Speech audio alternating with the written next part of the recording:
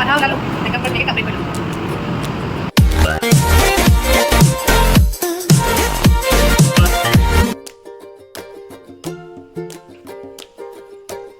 Hi everyone, welcome to my first vlog. আৰু এই গৰমখনত চাগে ভাবিছে ক'ত একদম যাওঁ মই যাবলৈ ওলাইছোঁ গুৱাহাটী আজি আমাৰ প্ৰগ্ৰেম আছে চ'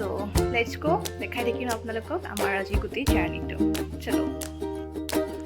চ' কাপোৰ কানি পিন্ধি একদম পূৰা ৰেডি আৰু আজি বহুত বেছি ৰ'দ আৰু কি হ'ব অৱস্থা গৰমত ত' ঘামিলোৱেই মই যোৱাৰ আগতে এয়া অৱস্থা নাই ঘামিছে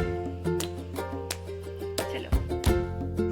এয়া যিহেতু আমি বহুত দিনৰ পাছত প্ৰগ্ৰেম কৰিবলৈ ওলাইছোঁ তাতে ইমান বেছি গৰম আৰু গৰমত মানে ঘাম মচিয়ে আছোঁ তাৰপাছত এইফালে মোৰ ছাইডত বহিছে হিমাদ্ৰী আমি কেইজনী একেলগে এটা প্ৰগ্ৰেম মাজে মাজে ইমান ধুনীয়া পৰিৱেশ কি কম একদম ভাবি পোৱা নাই একদম তাৰপিছত বহুত বেছি গৰম আছিলে ইয়াতো দেখিছে টোপনিত ক'ব নোৱাৰে মানে গাড়ীত উঠাৰ লগে লগে মোৰ পিছে ইমান টোপনি নাযায় কিন্তু যেতিয়া মই মানে জেগাখিনি পোৱাৰ বা 10 মিনিটমানৰ আগত মোৰ লগত টোপনি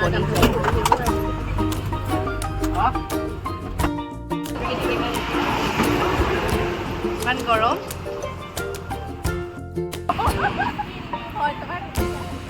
আজি বহুত গৰম আছে আৰু বাটত আমি যাওঁতে লাঞ্চ কৰিব সোমালোঁ যিহেতু শাওণ মাহ আৰু চবেই আমি ভেজ খালোঁ আৰু কিছুমানৰ ফাষ্টো আছিলে তথাপিও যিহেতু দূৰ জাৰ্ণি কৰিছে নিৰামিষ ভাত খাইছে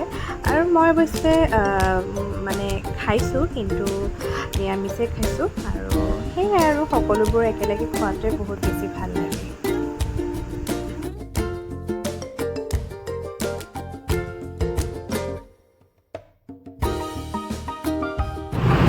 আৰু আমি ফাইনেলি গৈ পালোঁগৈ শিল্পগ্ৰাম মানে আমাৰ গুৱাহাটীত প্ৰগ্ৰেম আছে NHSCC কিন্তু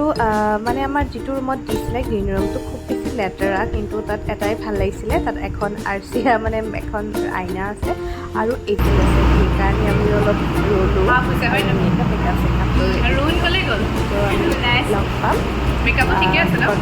ৰেডি হৈ লওঁ চলো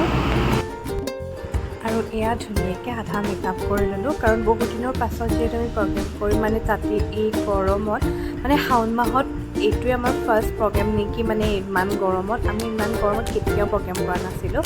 আৰু এয়া আমাৰ প্ৰগ্ৰেম ষ্টাৰ্ট হৈ গ'ল তাৰপাছত এয়া সম্বৰ্ধনা জ্ঞাপন কৰি আছে তাৰপাছত ৰ'ব মই দেখাই আছোঁ মোৰ যিটো ফাইনেল কেইটা বিহুৰ বুলি ক'লেতো এটা বেলেগ এটা আৱেগ থাকেই সেইটো আপোনালোকে হয়তো জানেই তাৰপাছত ইমান মানে গৰম আমি বাহিৰলৈ ওলাই আহিলোঁ সেই ৰেডি হৈ গ'লোঁ আৰু পূৰা গৰম ইফালে চবেই ফটো ছেশ্যন কৰি আছে আৰু মই ইফালে নি দেখিছেনে কিমান ঘামিছোঁ অৱস্থা নাই ক'ৰবাত আহিলে মানে একদম ফটোটো মেইনেই হৈ যায় হয় নাই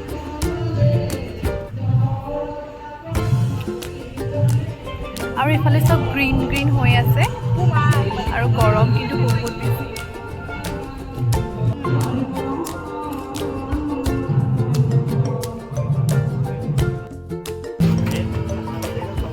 ঘামি জামি অৱস্থা নাই একদম পূৰা ভাল লাগিছে চ' আমি প্ৰগ্ৰেম কৰিলোঁ আৰু দেখিছে একদম পূৰা ঘামি জামি অৱস্থা নাই মানে হিমাদ্ৰী বহি আছে মানে বহুত বেছি গৰম আৰু আমাৰ প্ৰগ্ৰেম কমপ্লিট হৈ গ'ল এতিয়া আমি চাৰ্টিফিকেট ডিষ্ট্ৰিবিউশ্যনত তাৰপাছত যিহেতু ৰিল মেইন আৰু ৰিল এটা ধুনীয়াকৈ বনাই ল'লোঁ আৰু অকণমান নানাচিলোঁ কেনেকৈ থাকোঁ যিমানে যি গৰম নহওক এই সাজযোৰ পিন্ধিলে মানে এটা বেলেগ এটা এনাৰ্জি পোৱা যায় তো অলপমান নাচিয়ে দিলোঁ নাজানো কেনেকুৱা হৈছে এনেকৈ জনাব সাক্ষী মহোদয় তেওঁলোকে পৰিৱেশন কৰিছিল বিহু নাচ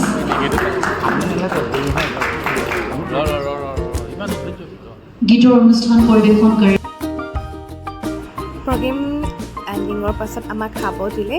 ভেজ পোলাও আৰু এগ কাৰী ধুনীয়াকৈ খাই কৰি ল'লোঁ আৰু কাপোৰ চেঞ্জ নকৰাকৈ মানে মেকআপ চেকআপ ৰিমুভ নকৰাকৈ আমি খাই ল'লোঁ কাৰণ ইমান বেছি ভোক লাগিছিলে আমি যাওঁতেই বহুত টাইম হৈ গৈছিলে আৰু এই দেখিছিলে সন্ধিয়া লাগিলে চ' আমি ঘৰলৈ যাবলৈ লৈ আছোঁ মেকআপ চেকআপ পূৰা ৰিমুভ কৰিলোঁ আমাৰ প্ৰগ্ৰেম কমপ্লিট হৈ গ'ল তাৰপিছত ইমান বেছি গৰম তাৰপিছত আমি খাই কৰি ল'লোঁ আৰু এতিয়া আমি হেৰিলৈ গৈ আছোঁ গাড়ীলৈ গৈ আছোঁ আৰু আমি ঘৰত যাম সেয়ে আজি দিনটো খুব ভাল লাগিলে কিন্তু বহুত বেছি গৰম আছিলে ফাইনেলি আমাৰ প্ৰগ্ৰেম কমপ্লিট হৈ গ'ল আৰু আজি আমাৰ দিনটো এনেদৰে পাৰ কৰিলোঁ আশা কৰোঁ আপোনালোকে ভিডিঅ'টো ভাল পালে যদি ভাল পালে তেতিয়াহ'লে এটা লাইক কমেণ্ট শ্বেয়াৰ ছাবস্ক্ৰাইব কৰি দিব তো আজিলৈ bye thank you so' much for ৱাচিং